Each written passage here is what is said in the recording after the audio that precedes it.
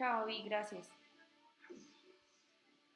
La Red Nacional Académica de Tecnología Avanzada, RENATA, es el ecosistema académico y tecnológico que hace posible el desarrollo de la educación, la ciencia, la tecnología y la innovación de manera colaborativa entre científicos, investigadores, docentes y estudiantes y muchos otros actores alrededor del mundo.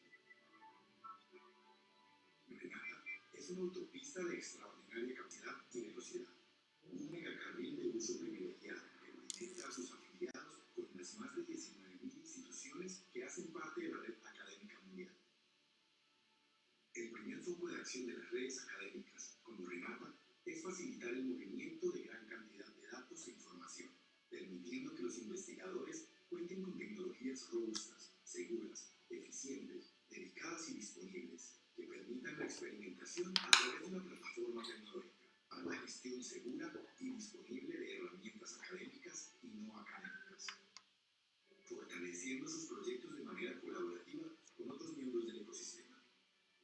A través de RENATA, cualquier actor de la comunidad científica podrá tener acceso a la red académica mundial con más de 100 gigabits por segundo, computación de alto desempeño para gestión de Big Data y Data Science, usabilidad de servicios exclusivos de las redes nacionales de investigación y educación, como lo son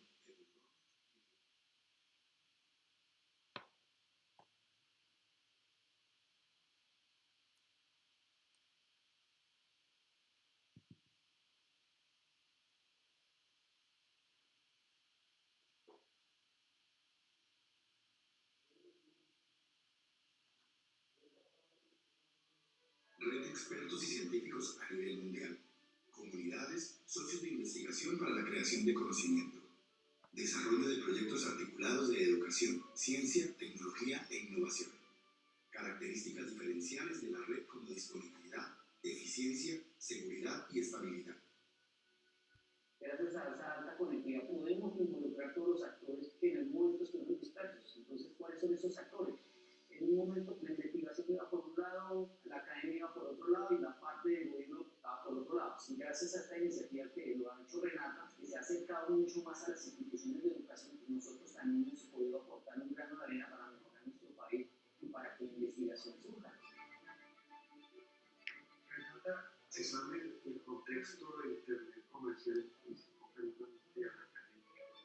Constantemente estamos trabajando con RENATA para comunicarnos con otros laboratorios en Chile, en Brasil, en Estados Unidos, en Centroamérica y en España, unas agendas de trabajo que no podríamos realizar si no contáramos con RENATA en nuestra institución.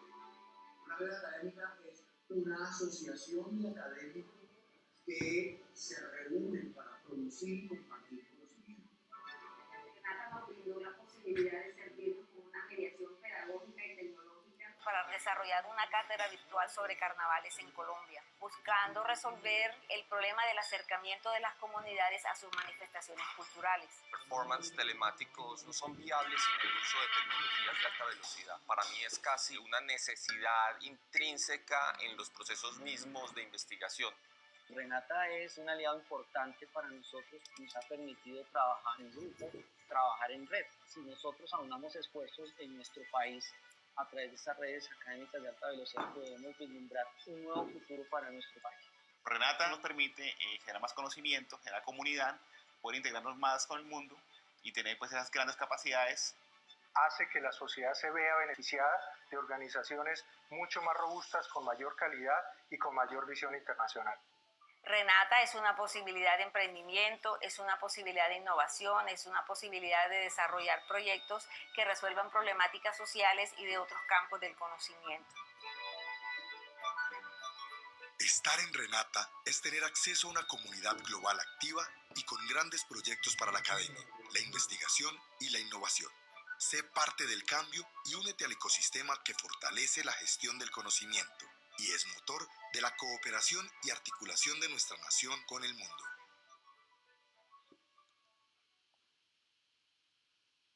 Bueno, muy buenas tardes para todos. Bienvenidos al conversatorio IPv6, Evolución de IPv6 en América Latina, que es un encuentro virtual que hemos querido organizar para compartir cuáles son los avances de este protocolo en Colombia y en la región. Y esto pues celebrado en el marco del Día mundial de IPv6 que precisamente se está celebrando hoy y se viene celebrando desde el 2011, pues con el objetivo de promover de cierta forma la adopción de IPv6 en las organizaciones. La primera celebración se llevó a cabo el 8 de junio del 2011 y fue organizada por el Internet Society y varios proveedores de la industria de TI, quienes en un evento que duró aproximadamente 24 horas habilitaron sus portales web para que pudiesen navegar en IPv6. Y desde ese día pues se ha venido año a año celebrando esta fecha, pues para que precisamente las organizaciones que en este momento se encuentran conectados a Internet, tanto proveedores de servicios como fabricantes de software, proveedores de sistemas operativos y demás, puedan precisamente en el momento en que ya se presente ese agotamiento que se ha venido hablando desde hace algunos años de IPv4, no vayan a tener mayores complicaciones al momento ya de prestar sus servicios a través de este protocolo. Queremos aprovechar para saludar a todos los que nos acompañan a través de nuestra plataforma de videoconferencia y asimismo a través del Facebook Live, @RenataColombia. Nuestro director ejecutivo, Rafael Rodríguez Maldonado, pide una excusa debido a que pues, él nos iba a acompañar, pero debido a unos compromisos que se le presentaron con nuestros miembros de gobierno, no fue posible. Entonces me pidió pues, que les transmitiera que efectivamente, pues, ya como algunos de ustedes saben, Renata cuenta con toda la experticia, la experiencia, el talento humano para poder acompañarlos a ustedes, a las organizaciones que hoy nos acompañan en la adopción del protocolo. Entonces somos como un aliado estratégico para atender pues, este gran reto que tenemos actualmente para el desarrollo tecnológico del país, básicamente. Bueno, y a continuación les voy a presentar a nuestros invitados especiales que nos están acompañando hoy en el conversatorio. Entonces tenemos a Jordi Palet, quien es actualmente director ejecutivo en IPv6 Company, fue el principal responsable de la creación de los IPv6 Task Force en muchos países de Europa, Latinoamérica y Caribe, así como en el resto del mundo, los cuales han ayudado a incrementar el conocimiento de IPv6 y el intercambio de información, que han impactado positivamente en el despliegue de IPv6 en cada país y región. Jordi acumula actualmente una experiencia considerable trabajando en investigación, desarrollo, capacitación y despliegue de IPv6 en clientes y proyectos comerciales en los últimos 19 años, incluyendo ISPs, gobiernos, universidades, redes corporativas, data centers, redes de pymes y reguladores, distribuidos en más de 135 países en todo el mundo, habiendo formado a más de 65.000 ingenieros. Jordi, bienvenido. Bueno, también nos acompaña Alejandro Acosta, quien actualmente es ingeniero de I+D en LACNIC y adicionalmente es miembro de diferentes organizaciones relacionadas a Internet. Anteriormente fue chair de LACTF, que es el IPv6 Task Force. También ha sido gerente de TI y soporte en British Telecom e ingeniero de la Comisión Electoral de LACNIC. También coordinó el encuentro anual de FLIP6 y el Foro Latinoamericano de IPv6. Adicionalmente fue profesor de TCP/IP en universidades por más de 10 años. Alejandro, muchísimas gracias por acompañarnos. Bueno, también nos está acompañando en este momento a Fernando Contreras, es ingeniero de sistemas, especialista en diseño de soluciones telemáticas de la Universidad Autónoma, magíster en educación de la Universidad Metropolitana de Chile, cuenta con un diplomado en telecomunicaciones del Politécnico Gran Colombiano y uno en seguridad de la Universidad de Cundinamarca. También realizó un curso de adopción de IPv6 en Renata y formador de formadores de redes IPv6 con Sintel. Ha sido coautor de la resolución 2710 de 2017, por la cual se establecen los lineamientos para la adopción de IPv6 en Colombia. Actualmente se desempeña como profesional especializado líder de IPv6 en el gobierno colombiano, con más de 26 años de experiencia en el Ministerio de TIC y otras entidades públicas y privadas. A su vez, es docente de varias universidades del país. Fernando, muchísimas gracias por aceptar nuestra invitación. Bueno, y también nos acompaña Carlos Ramírez, quien actualmente se desempeña como gerente técnico de Renata, es ingeniero de telecomunicaciones de la Universidad Santo Tomás y desde el año 2011 está vinculado a la corporación. Carlos ha estado en varios cargos como grupos de operación de sistemas de red clara, líder técnico de implementación de IPv6 en entidades del Estado y en instituciones de educación superior. También está a cargo de la administración de la red Renata y fue parte del grupo de profesionales que planeó diseñó y apoyó la construcción de la red de fibra óptica de Renata, que básicamente fue la que ustedes pudieron en parte observar al inicio del video. Bueno, muchísimas gracias, Carlos, y a todos por acompañarnos. Bueno, estaremos recibiendo sus preguntas, las que vayan surgiendo, digamos, durante el conversatorio, por el chat de la plataforma y por el Facebook Live, @RenataColombia, y al final, luego de las intervenciones de nuestros invitados, pues procederemos a dar respuesta. Antes de dar inicio y entrar en contexto ya en materia de IPv6, me parece importante hacer un breve recuento de qué es el Internet, considerando que pues al final eso es lo que en este momento nos ocupa, que es IPv6 como acrónimo de Protocolo de Internet versión 6. Pues teniendo en cuenta que nuestro público, aun cuando tenemos personas técnicas, también tenemos personas que son no técnicas, y básicamente es esto. Internet, ¿qué es? Es una conexión de equipos a una red que está descentralizada, es decir, tenemos redes acá en Colombia, redes en Estados Unidos, redes en todo el mundo, que a través de un protocolo se comunican para transferir información. En ese sentido, digamos, en el año de 1981 se estableció que IPv4 iba a ser el protocolo que iba a soportar esa comunicación, y en efecto lo está haciendo, lo ha venido haciendo, y es sobre el protocolo sobre el cual se ha construido el Internet. Pero ¿qué pasa? Cuando se diseñó este protocolo, básicamente se asignó o se diseñó de tal forma que pudiera soportar 4.300 millones de direcciones, es decir, 4.300 millones de direcciones conectados, equipos conectados a la red, a Internet. En su momento, pues nadie se imaginaba que iba a haber un agotamiento pues rápido de esas direcciones, pero efectivamente lo que nos hemos podido dar cuenta con el tema de la transformación digital y demás, ese direccionamiento se ha venido agotando de una forma muy rápida.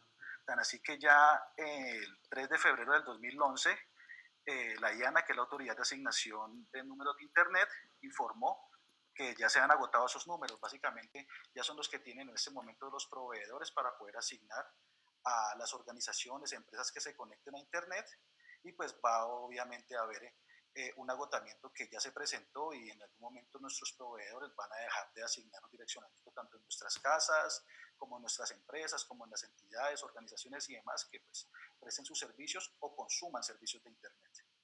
Entonces me parece importante hacer ese contexto básicamente porque pues creo que nos sirve ya como abrebocas para pasar ahorita y hacer las preguntas a los invitados. Entonces, bueno, Jordi, queremos que porfa nos cuentes qué es IPv6 y esto para qué nos sirve.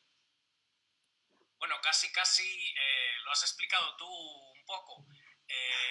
Efectivamente, IP es el protocolo de Internet. Normalmente nos referimos a IP, pero en realidad estamos hablando de IP versión 4. IP versión 4 se diseñó para conectar inicialmente unas pocas universidades y redes militares.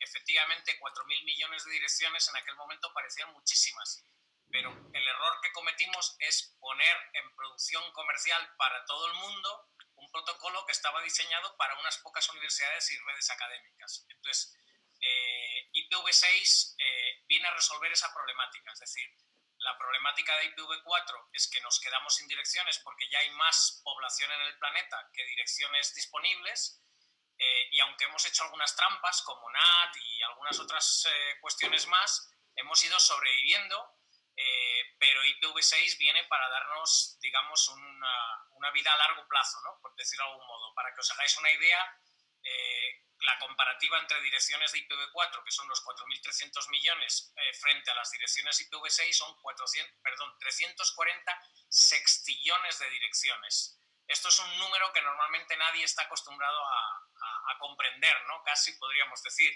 Para que nos hagamos una idea, yo siempre pongo una comparativa, hay muchas comparativas, pero yo siempre pongo una muy sencilla, que la utilizamos de hecho en el plan de despliegue de IPv6 del gobierno español, que es que si el tamaño de las direcciones IPv4 lo equiparáramos al tamaño de una pelota de golf, el tamaño de las direcciones IPv6 sería el tamaño del Sol.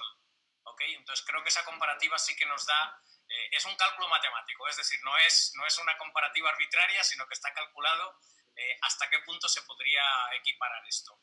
Entonces, ¿cuál es la utilidad de IPv6? Pues precisamente conectar no solamente personas, sino conectar a todas las personas que pudieran entrar dentro de este planeta, a todos los posibles habitantes del planeta, incluso aunque no sean humanos, podríamos decir, vamos a darle una dirección IPv6 prácticamente a cada animal, a cada insecto, a cada objeto, en lo que llamamos Internet de las Cosas, que está evidentemente muy relacionado. Y como nos van a seguir sobrando direcciones, podemos darle direcciones a los visitantes que nos vengan de otros planetas sin ningún problema porque hay suficientes. Eso es un poco la utilidad, ¿no? Es decir, el permitir una comunicación de verdad global y sin las fronteras que tenemos ahora mismo con IPv4. De acuerdo. Así es, Jordi. Muchísimas gracias.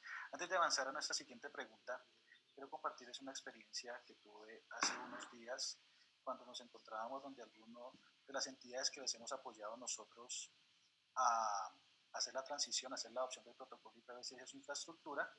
Y pues básicamente ya se las voy a mostrar. Permítanme un segundo, por favor, les comparto pantalla.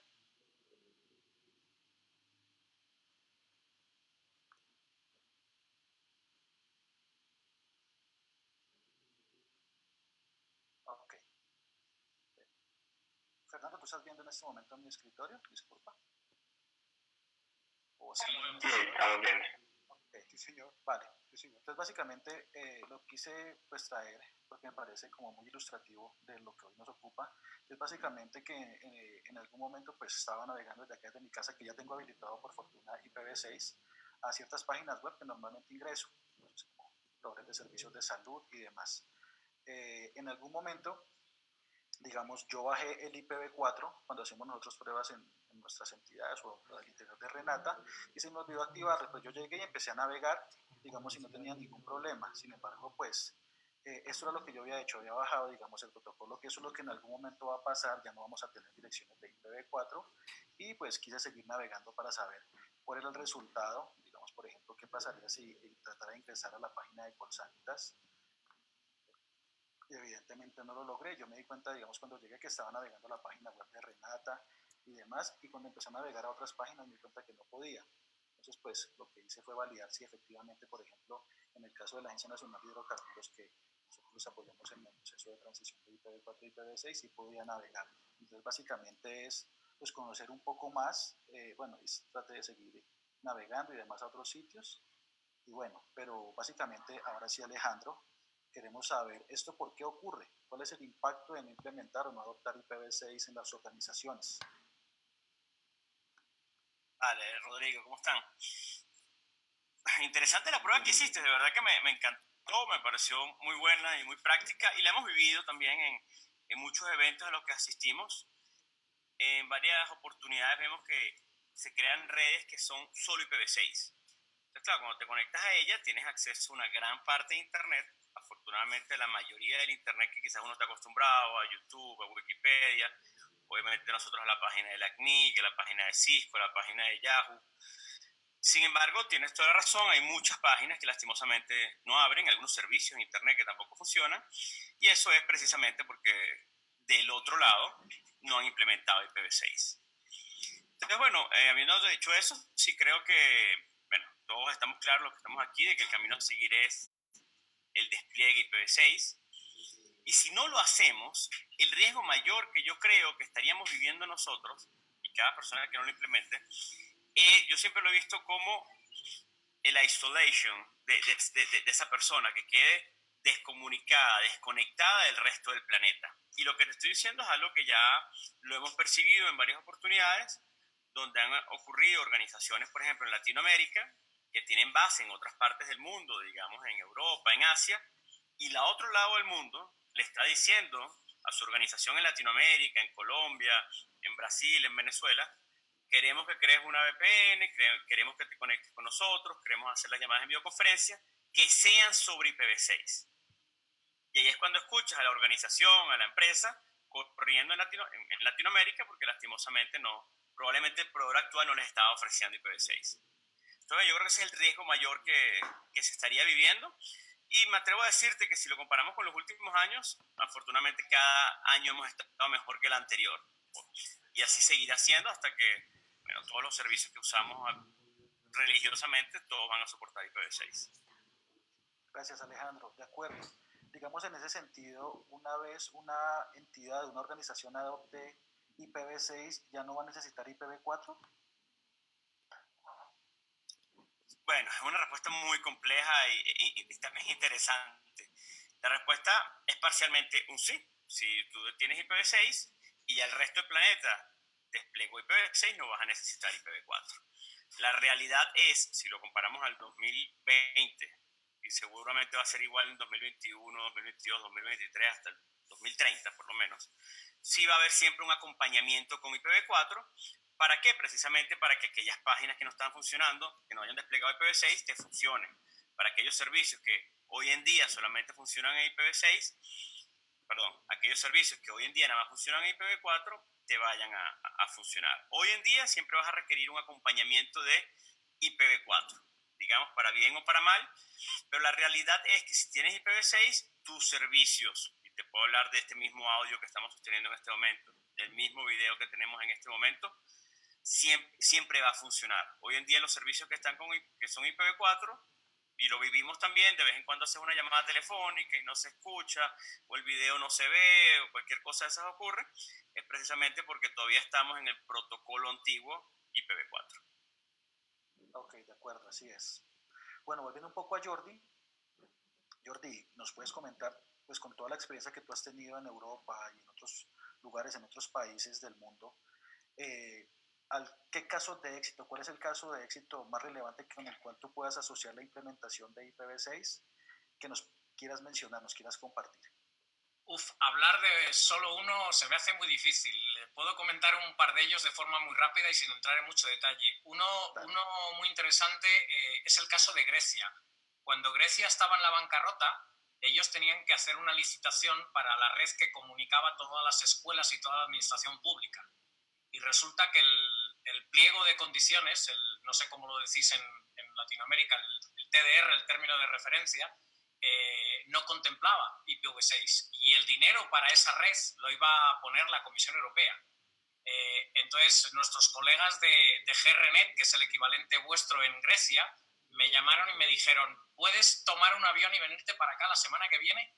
Te mandamos un documento.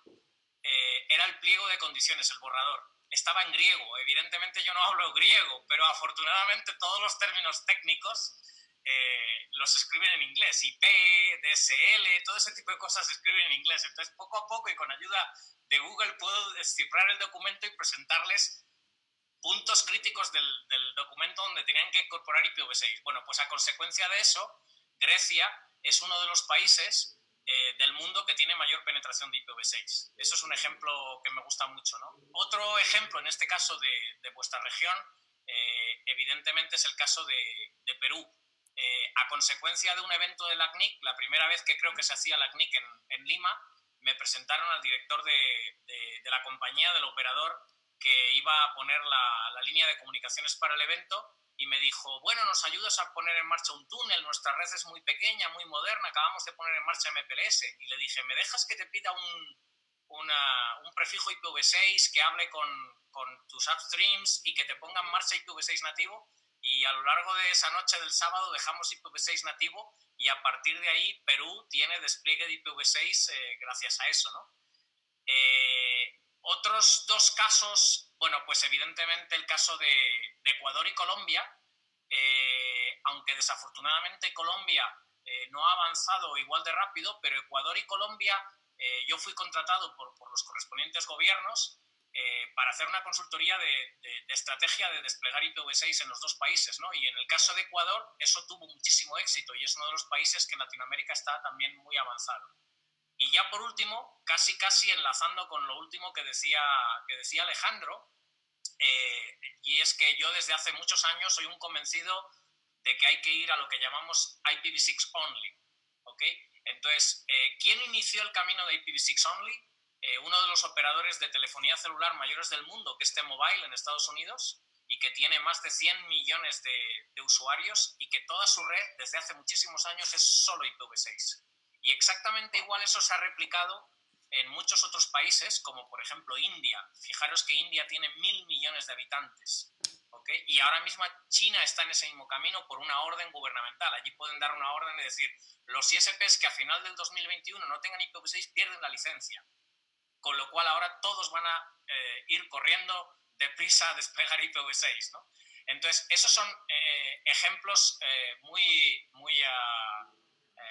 digamos, muy fáciles de comentar de hasta qué punto ese despliegue de IPv6 only Sin embargo, requiere de algunos mecanismos de transición porque habrá sitios web durante X tiempo u otros servicios que todavía necesiten lo que llamamos IPv4 como servicio sobre esa red IPv6 only. Es como una especie de VPN automática para poder seguir accediendo a servicios que están con IPv4. O, por ejemplo, para evitar que si tú tienes una impresora antigua en casa o en la oficina o tienes una cámara IP antigua que no tiene soporte IPv6, no la tengas que tirar, puedas seguir utilizándola. Eso es un poco la idea. La transición, correcto.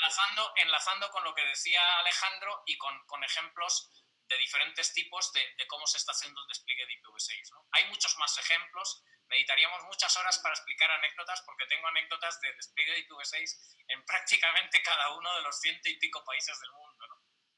De acuerdo, bueno, ya tendremos seguramente otros espacios que estamos revisando para ver si tenemos otros conversatorios un poco claro más, que sí. no tengamos mucho más tiempo. Bueno, volviendo a Alejandro, que pues, hace parte del ACNIC, quienes son los encargados de nuestro RIR regional. Alejandro, tú que conoces cifras, estadísticas y demás, ¿cómo ha avanzado esa adopción en América Latina? Ya Jordi nos comentó algo al respecto, pero con respecto a su totalidad, ¿cómo está en este momento esa adopción? ¿Qué tal, Rodrigo? Mira, gracias por esa pregunta. Es algo que desde la ACNIC le hemos prestado muchísima atención desde hace muchos años. De hecho, muchísimas estadísticas, muchísimos números que sacamos en relación incluso al crecimiento interanual que tenemos nosotros, ¿no? Que tiene la región en cuanto al crecimiento IPv6, monitoreamos los países muy de cerca, los sistemas autónomos, cuánto crecimiento tienen. Tenemos, bueno, alarmas y todo eso. Y bueno, me alegra decirte, bueno, ahorita tenemos un 23% de los latinoamericanos, y escuchen bien el número, un 23% de las personas en Latinoamérica ya navegan con IPv6. Es decir, 23 de cada 100 personas cuando abren Google lo van a hacer sobre IPv6, que se conectan a Facebook, y es un número bastante alto. En este momento, exactamente 10 países de nuestra región tienen más de 10% de penetración en IPv6. Te voy a mencionar algunos y voy a aprovechar, ya que Jordi enlazó con una respuesta mía, yo voy a enlazar con la suya. Él, por ejemplo, mencionaba Perú. Perú, bueno, fue un ícono de crecimiento y por muchos años me atrevo a decir que fue el líder de penetración de IPv6 en nuestra región en el usuario final.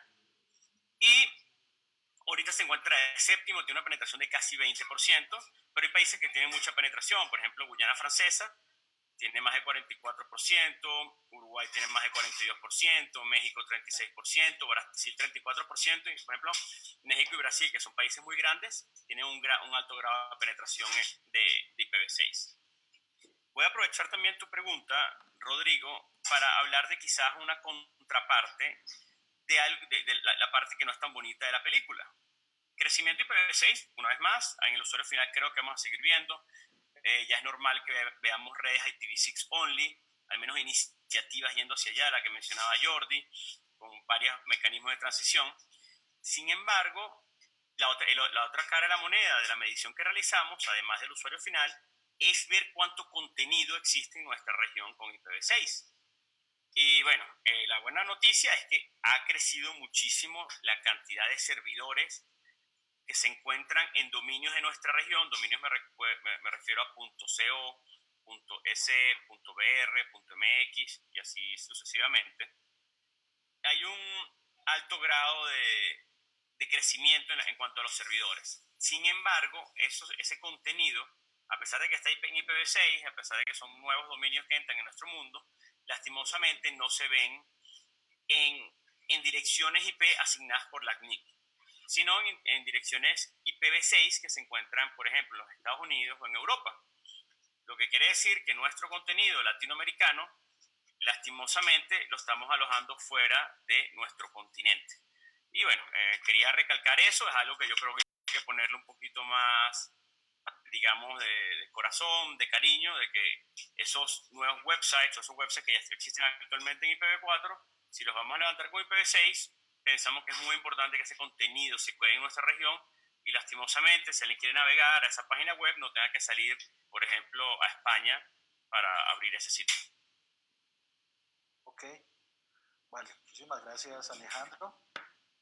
Bueno, Eh, ya pasando un poco nuevamente, digamos, cerrando un poco el plano de lo que es Latinoamérica y nuevamente retomando, como Jordi nos comentaba hace un momento, hacía referencia lastimosamente al avance que ha tenido, como lo mencionabas, la implementación y la adopción de IPv6 en Colombia. Pero tú cómo lo ves, digamos, en términos generales, ¿estamos muy quedados con respecto al mundo o ves seguramente que sí nos vamos a poner en línea, como bien lo mencionaba hace un momento Alejandro, con los otros países que han avanzado un poco más? Pues sí, es desafortunada la situación, sobre todo en el sector privado, porque creo que en los últimos años no hemos visto apenas avances. Sí que es verdad que hay algún proveedor de tránsito que está dando soporte IPv6, creo que la mayoría, de hecho, en Colombia, pero sin embargo, lo que son proveedores de acceso para usuarios, salvo que haya cambiado en el último año, no he revisado estadísticas, pero creo que no ha habido avance y no hay proveedores que de forma, digamos, por defecto, esté dando soporte IPv6 a los usuarios.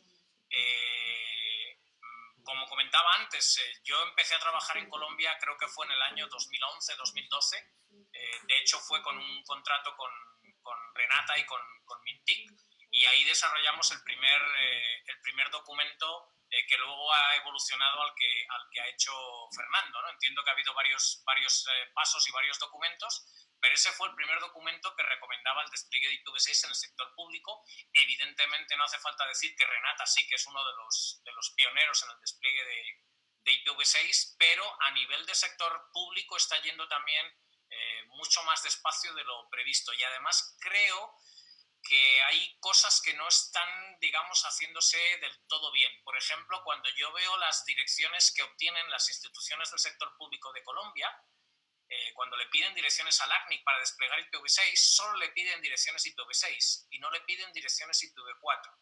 Lo cual es muy curioso porque si pides IPv4, las IPv6 son gratis o al revés. Da igual porque en realidad el valor es el mismo, el coste es el mismo. ¿Okay? Con lo cual es un desaprovechamiento importantísimo, y esto tiene una importancia no solamente a nivel económico, por una sencilla razón, porque un bloque de direcciones /48, que es lo típico que va a pedir una municipalidad, una institución pequeña del gobierno de Colombia o del gobierno de cualquier país, es igual para todos los países, tiene un coste, si no me equivoco, de unos $2.500 en LACNIC, y sin necesidad de poner $1 más, obtienes también hasta un /22 de IPv4.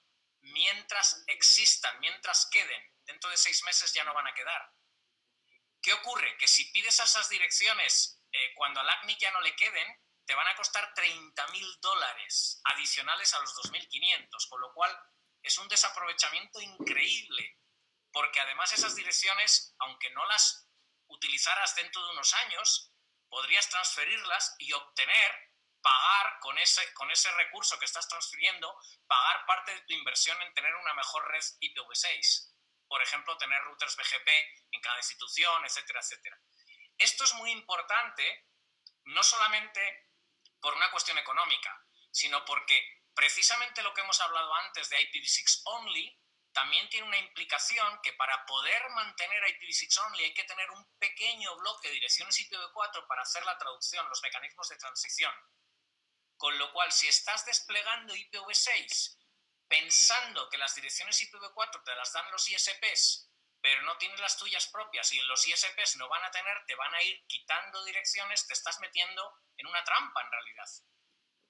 Entonces, esto es relativamente importante, y además yo estoy trabajando con varios gobiernos de diferentes países y precisamente antes de que empezáramos he preguntado si conocíais la cifra de entidades que hay regionales, ministerios, alcaldías, etcétera, en todo Colombia. Me han dicho que son aproximadamente unas 6.500 entidades, y he hecho un cálculo aproximado, porque no he mirado los números, del coste de la electricidad, del coste de los recursos humanos, etcétera, en Colombia comparado con otro país, pero lo he calculado con otro país cercano de Latinoamérica, y el poner en marcha una red que conecte todas las municipalidades, todas las instituciones públicas, en definitiva, hasta las oficinas de policía, de bomberos, etcétera, centros de salud, escuelas, que entiendo que también Renata está participando de toda esa conectividad, podría suponer unos ahorros cada 5 años, porque estamos suponiendo que los equipos se renuevan cada 5 años de media, etcétera, etcétera,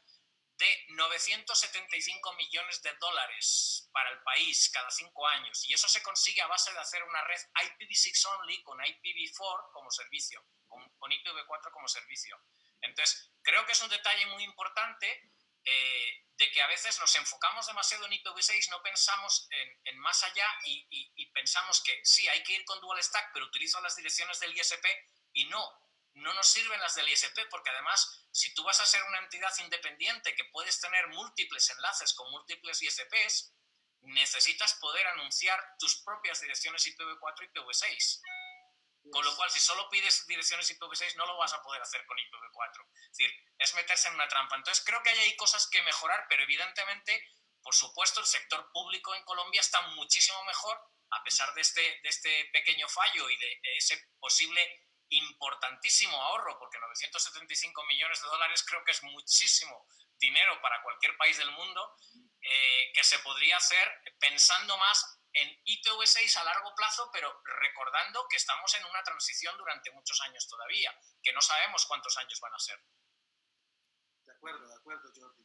Muchísimas gracias y también por esos cálculos tan ágiles y tan rápidos que nos has apoyado para lo que nos compete en este conversatorio. Bueno, creo que tu respuesta da paso a la siguiente pregunta, que está dirigida a Fernando Contreras del MINTIC, y es específicamente ese documento que comentaba Jordi, que hace unos años elaboró y que fue evolucionando.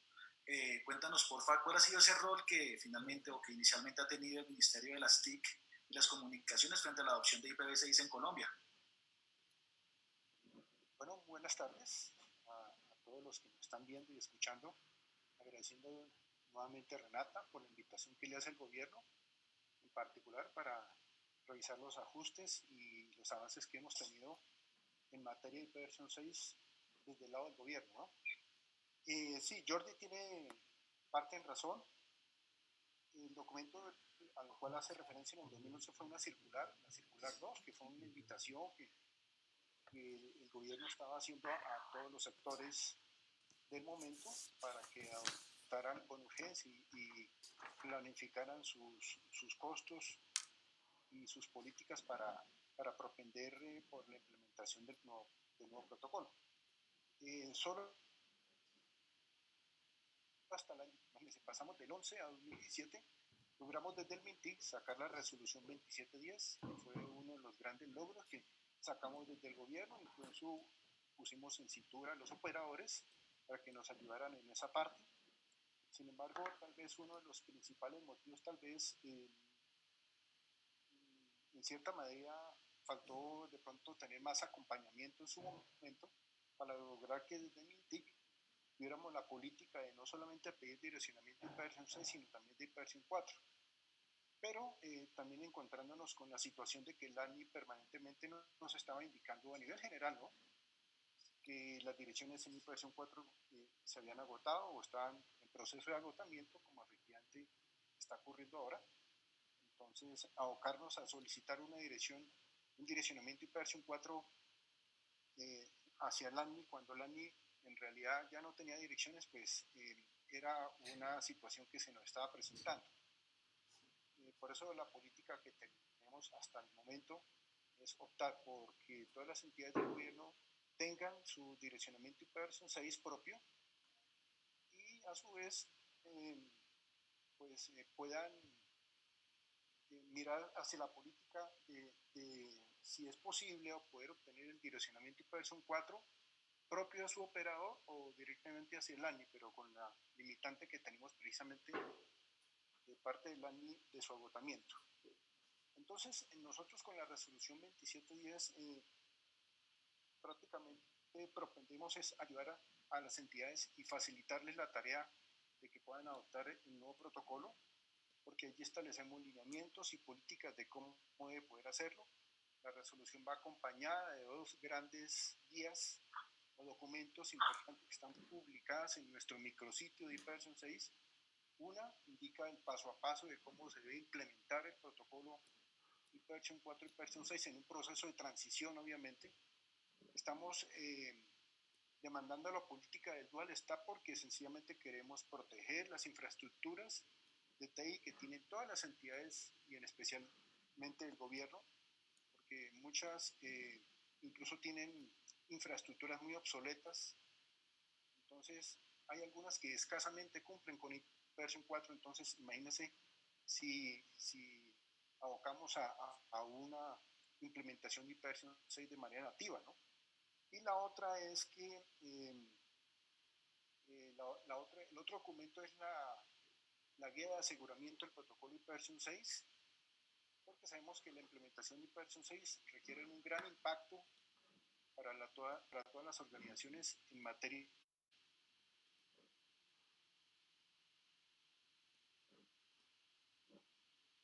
Bueno, creo que Fernando está teniendo algún problema de conectividad. Sí, efectivamente.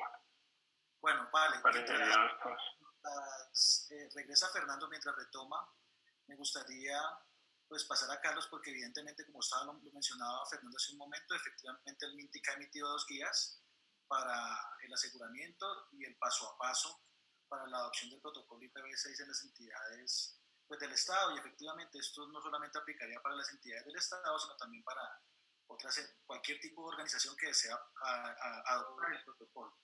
Entonces, en ese sentido, Carlos, desde Renata hemos venido apoyando también, como lo mencionaba yo, desde hace muchos años, la adopción del protocolo de IPv6 en Colombia, y pues, ¿cuál ha sido esa trayectoria que Renata ha tenido en relación a este acompañamiento? Bueno, Rodrigo, y a todos, buenas tardes, gracias por invitarme al conversatorio. Te quiero contar que Renata, básicamente su trayectoria empezó desde el laboratorio en sí con la red. Renata fue fundada formalmente en mayo de 2007, pero nosotros empezamos a hacer trabajos de laboratorios en IPv6 desde el 2008, la posibilidad de hacer algunas migraciones y transferencias. Sin embargo, fue en 2011 digamos que empezamos el acompañamiento, como lo hablaba hace un rato Jordi, o como lo hablaba el mismo Fernando, en compañía del MINTIC. Entre el 2011 y el 2012 se realizaron eventos de promoción y divulgación de los lineamientos para la adopción del protocolo IPv6 en Colombia, entre los cuales, digamos, destacamos la celebración regional del Día Mundial de IPv6, el primer foro del Día Mundial de IPv6 en el capítulo Colombia, el segundo seminario Promoción y Divulgación de Políticas para la Adopción de IPv6. Todas estas jornadas y los desarrollos lo que buscaban era promover en realidad esto de lo que hablamos ahorita. Imagínate, estamos hablando desde el 2011 de esto, promoviéndoles, y de alguna u otra manera no sé qué tanto incluya, digamos, que esa cultura latina que tenemos, pero en realidad eso, desde que estamos generando, desde el 2011 estamos generando esas alarmas, y aún así hay entidades que sencillamente no le ven la necesidad, o se la ven a través de, digamos, que una resolución o un ordenamiento, digamos, desde el mismo gobierno. Y precisamente por eso hacemos este tipo de trabajos pedagógicos, enseñándole a la gente, a todos los sectores. Esto no es solo para el gobierno, esto en realidad es para todos los sectores, lo importante que es la migración, o lo importante que es tener en cuenta estas nuevas tecnologías, y por supuesto la inclusión de IPv6 en nuestras redes de comunicaciones.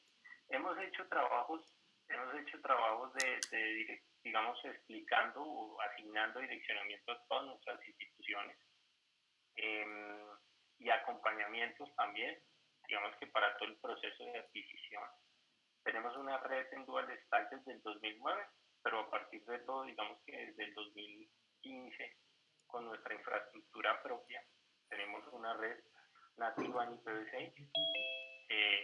Hicimos, digamos, convenios con MINTIC para la promoción y divulgación de los lineamientos, todo el tema de sensibilización y capacitación de instituciones vinculadas, y acompañamiento en implementaciones de protocolos en entidades del Estado.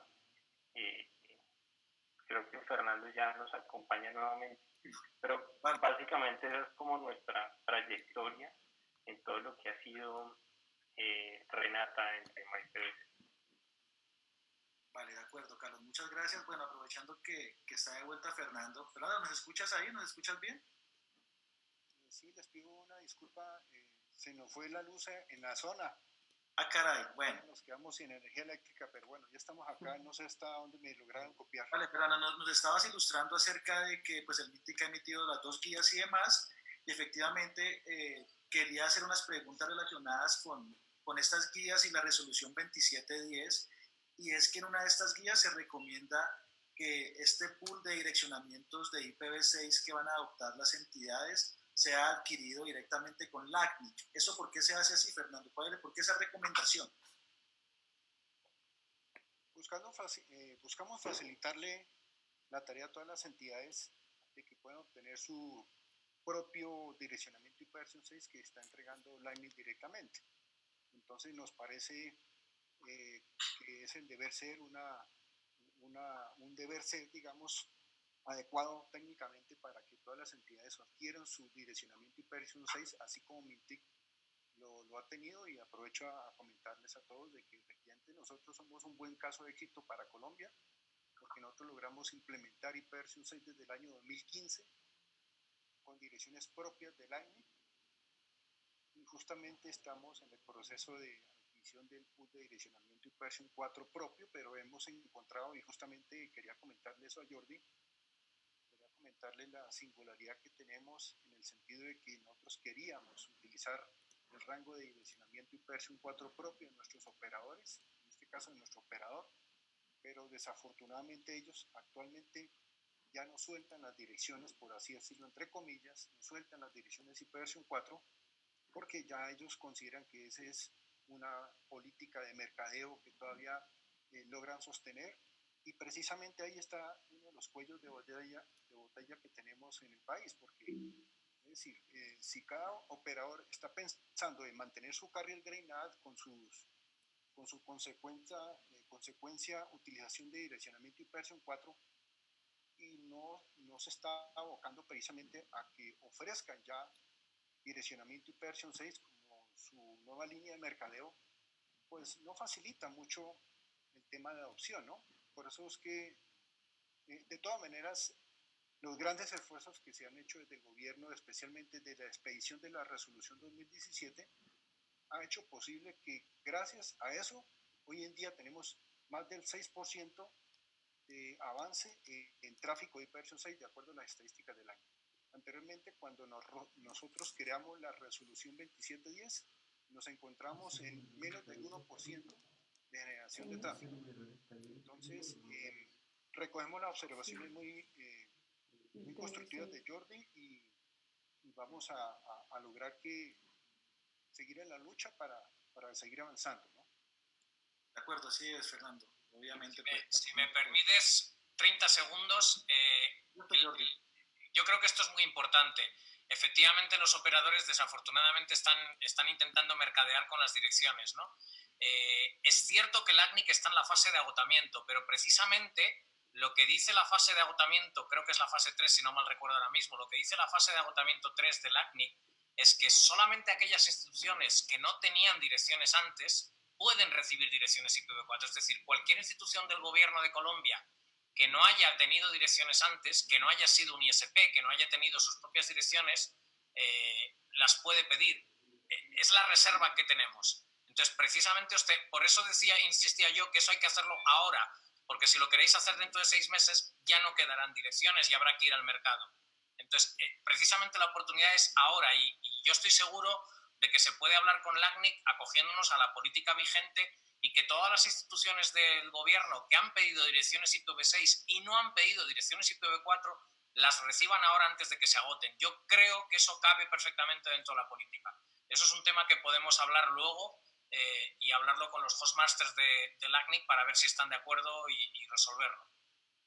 De hecho, ahí Rodrigo y Fernando, contarles que el ejercicio que hicimos con Colciencias hoy en día, Ministerio de Ciencia, fue precisamente ese, y no tuvimos inconvenientes, es decir, solicitamos IPv6, ellos tenían IPv6, pero pasó algo curioso, y es que ellos dijeron, yo tengo IPv4, y siempre fue así, pero después resulta resulta que llegó alguien a decirles, necesito mi direccionamiento IPv4, entonces como que empezamos a revisar y más o menos en los años 90 existió un operador colombiano del Estado que tenía, digamos, que les entregó a cada entidad del Estado colombiano un direccionamiento IPv4, pero obviamente en la plataforma del AGNI, el único dueño de ese pool siempre fue ese operador que ha sido privatizado luego, fue vendido y revendido y hoy en día hace parte de un consorcio norteamericano y el Ministerio de Ciencia se quedó sin direccionamiento. Obviamente hicimos todo el proceso de solicitud y logramos obtener una máscara 24 para ellos. Bueno, Carlos, muchísimas gracias. Bueno, se nos agota el tiempo, ya nos quedan escasos 8 minutos y quería volver a Fernando para que nos comentara esa resolución. Da un plazo para que las entidades del Estado adopten el protocolo. ¿Nos puedes comentar un poco así rápidamente cuáles son esos plazos y esas fechas que se tienen estipuladas en el marco de la resolución 2710 para que las entidades adopten el protocolo, por favor? Sí, cómo no. La resolución 2710 en uno de sus artículos indica que el plazo para adoptar el protocolo IPv6 en las entidades de orden territorial es el 31 de diciembre de este año.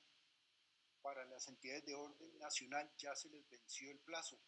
Ellos deberían de haber implementado IPv6 hacia el 31 de diciembre del año pasado.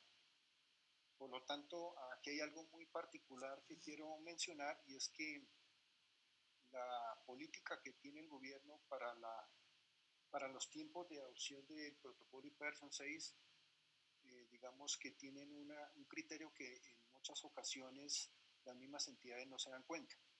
No solamente la importancia de cumplir con la fecha establecida, sino de lograr hacerlo con el inventario de activos que de acuerdo a un plan de diagnóstico haya logrado permitir la compatibilidad con IPv6. Es decir, si cualquier entidad que quiere implementar IPv6 hace su estudio, su inventario previo y encuentra que de ese inventario el 60% cumple con IPv6, entonces con ese 60% las entidades pueden cumplir IPv6 antes que se les venzan los plazos establecidos en la norma. Pero deberán tener consignado en un plan de diagnóstico, en el mismo plan de diagnóstico deben de tener, digamos, confeccionada la política o por lo menos qué es lo que van a hacer con ese 40% restante y ahí mirarán si tendrán que ajustar tiempos, si van a tener que ajustar presupuestos para que, digamos, el año entrante puedan hacerlo, ¿no? Entonces, no estamos obligando a las entidades a que implementen el 100% porque eso es una utopía. Digamos, una gran porción de las entidades del país pueden cumplir con un alto porcentaje el cumplimiento de IPv6, pero muchas no. Entonces, por eso queremos invitarlas e incitarlas para que entren a ese proceso y lo hagan cuanto antes, más que mirar si se cumple o no se cumple con la fecha establecida, ¿no? Eso es lo que quería comentarles al respecto. Vale, Fernando, muchísimas gracias. Bueno, volviendo, Carlos, al tema que nos estabas mencionando hace un momento, Renata ha venido acompañando a diferentes entidades en la adopción del protocolo a lo largo de este tiempo que tú mencionas. ¿Podría seguramente, así rápidamente, cuáles han sido parte de estas entidades y si efectivamente la metodología que ha venido utilizando Renata es aquella que está relacionada en las guías que nos menciona claramente Fernando? Ok, Rodrigo, te voy a contestar al revés. La segunda pregunta primero, y es, en efecto, nosotros pues seguimos todos los lineamientos del Ministerio de las TIC. Por supuesto, desde el inicio casi que hemos, digamos, Renata ha participado en esa autoría, toda la metodología, con Jordi, con Fernando.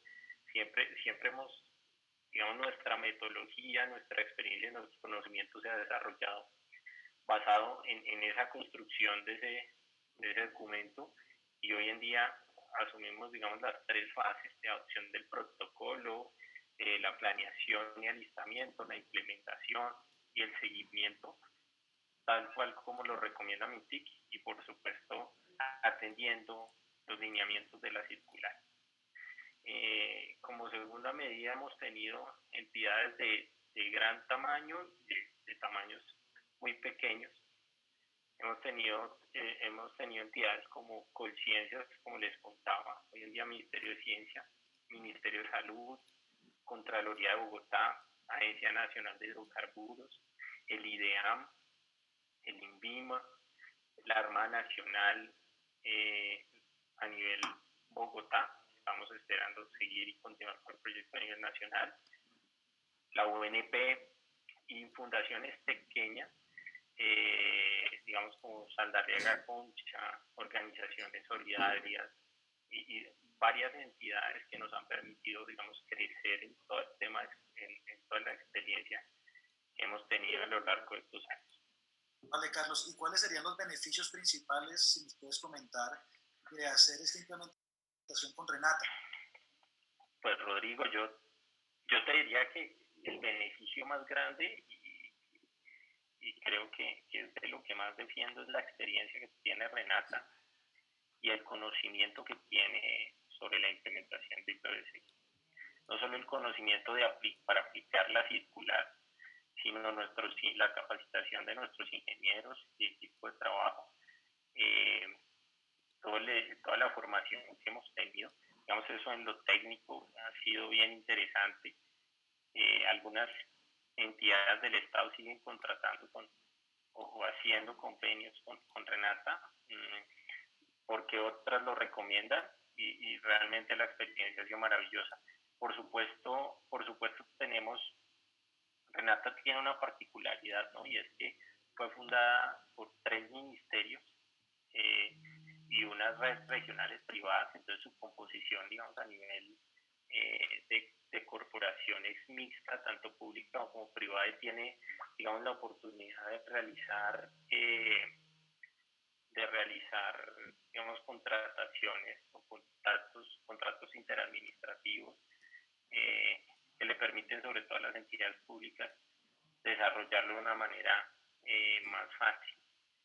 Entonces, yo creo que eso, la mezcla de su composición respecto al tema jurídico y la experiencia técnica que tenemos hacen que Renata sea, digamos, que una de las corporaciones, sobre todo a nivel del Estado y por supuesto en el sector privado, que puede generar gran valor para la implementación del protocolo. Bueno, vale, nos quedan muy pocos minutos. Muchísimas gracias, Carlos. Para pasar a algunas de las preguntas que tenemos del público, la verdad es que son bastantes y pues quisiera seguramente, pues, no sé, tomar algunas 2 o 3 de estas. Una está relacionada con el proceso de implementación en este momento de aislamiento preventivo obligatorio en el que nos encontramos actualmente y especialmente en Bogotá. ¿Eso es posible hacerlo de esta forma, digamos, intervenir las infraestructuras tecnológicas con el apoyo de Renata para la adopción del protocolo de IPv6? Por supuesto que sí. La respuesta es sobre todo, pues, obviamente en todo el tema migración hay unas partes muy, muy neurálgicas y hay unas partes del proceso en que vamos a impactar infraestructura crítica. Y por supuesto que esa infraestructura necesita un plan mucho más elaborado, incluso necesitará hacer presencia en las infraestructuras en caso de que exista alguna caída, pero en general, digamos que las configuraciones, la planeación, sobre todo la primera fase, el levantamiento de información, hay posibilidades de hacerlo remota, digamos, contextualizando en el momento en el que estamos. Hemos podido desarrollar y de hecho vamos a desarrollar proyectos ahora mismo, ya estamos terminando de ajustar todo este tema contractual para iniciar un plan de trabajo en donde el mayor porcentaje del tiempo seguramente será remoto y única y exclusivamente en los momentos cuando toquemos infraestructura crítica. Vamos a hacer un plan de trabajo muy, muy, muy juicioso y detallado para seguramente alguna persona esté pendiente de ello. Vale. Alejandro hace un momento nos hablaba también acerca de los beneficios, bueno, todos hemos hablado acerca de los beneficios de implementar IPv6, pero para responder una pregunta específica de uno de nuestra audiencia, Alejandro. En pocas palabras, ¿cuáles son los beneficios de implementar IPv6? Bueno, son muchísimos, ¿no? Pero en pocas palabras, te lo voy a intentar resumir en las primeras que me vengan a la mente. La aplicación de las personas va a fallar muchísimo menos, ¿ok? Y eso es bastante. El performance, la velocidad, ya está comprobado que va a ser muchísimo mejor. Y segundo, y de último, como tercera, te puedo decir la privacidad del usuario se incrementa significativamente. Para ponerlo lo más corto posible.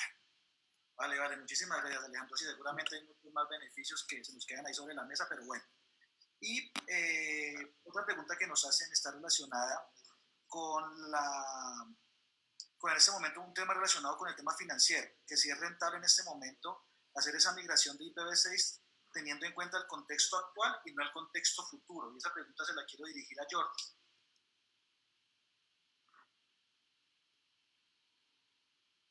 Bueno, entiendo que quieres decir en la situación actual de COVID, etcétera. Vamos a ver, el problema con el que nos encontramos es que seguir sobreviviendo con IPv4 cada vez es más caro. Conforme más avancemos en el tiempo, la escasez de direcciones IPv4 va a hacer una curva en este sentido. Luego van a bajar, pero ahora mismo esperar quiere decir que vas a pagar más por direcciones IPv4. Cuando todo el mundo menos tú haya desplegado IPv6, el precio va a bajar. Entonces esto es exactamente igual que la propia infección del COVID.